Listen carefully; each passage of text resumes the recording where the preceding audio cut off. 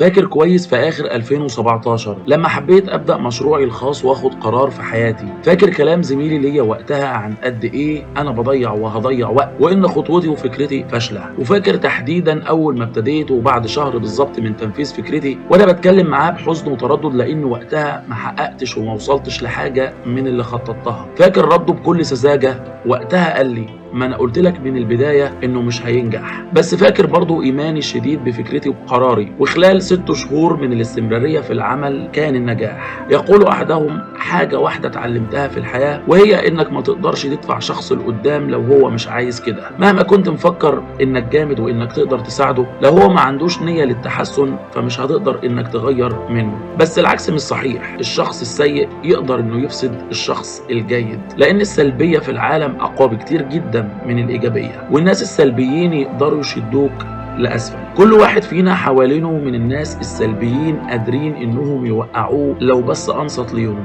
هما مش بيتمنوا لك الشر، بالعكس، بس نظرتهم السلبية والمحدودة لكل الأمور هي اللي بتخليهم يتعاملوا معاك بالنطاق ده. ابعد عن كل واحد حواليك دايما بيشتكي، ابعد عن كل واحد حواليك عايش دايما في دور الضحية، ابعد عن كل واحد مجمد ذهنيا ودايما بيستهزأ بأحلامك وطموحاتك ويقلل منها، ابعد عن كل الناس اللي بيمتصوا من طاقتك ويشفطوها. لو عايز تنجح استثمر في طاقتك وما تضيعش وقتك مع حد دايما بيشتكي، مع حد دايما عايش دور الضحية، مع حد بيستهزئ بأحلامك. الحياة أثمن ووقتك أثمن، ولو خليت الناس دي حواليك هيخلوك للأسف تبقى واحد منهم. في دراسة بتقول إن معدل الدخل للشخص بيتناغم مع أقرب 5 حواليه، ودي مش صدفة، ده واقع. لو أقرب 5 حواليك ناجحين فأنت في الغالب وبنسبة كبيرة هتسعى إنك تكون ناجح زيهم، ولو أقرب 5 حواليك سلبيين وغير مؤثرين في حياتهم ولا حياة غيرهم ولا الحياة عموما، فأنت برضه في الغالب هتسعى إنك تكون زيهم. في النهاية أنت سيد قرارك، واحسبها بذكاء واختار أنت عاوز تبقى فين وتبقى إيه.